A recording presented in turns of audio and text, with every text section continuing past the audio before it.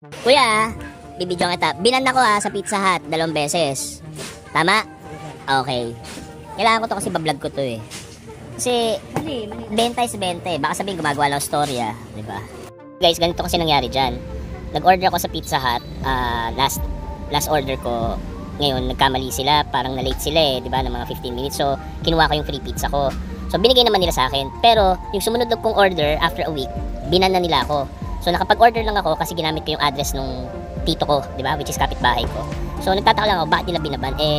Sila naman may pakulunong if it's late, it's free. Di naman ako, di ba? So, ngayon, kaya lang kami naka-order, ginamit ko yung address ng tito ko, which is kapitbahay lang namin. Kaya kami nakalusot. Pero, upon checking ulit, binan na naman nila. So, 2 address na doon ang nakaban.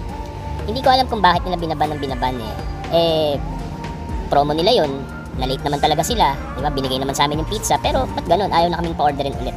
So, tinry ko sa ibang address namin. Okay naman, di ba? Siguro dun yung address lang yun ang mainit, no? Tingnan natin kung anong reply nila, di ba? Hindi ko pa sila nakakausap Ayan na nga, sabi ng call center, may glitch daw yung yung kanilang app. So, check daw nila yun. Pero sa tingin ko, binaban talaga nila basta nakakakuha ka ng libre. So, dapat yun, wag na silang mag-post ng ganun na if it's late, it's free.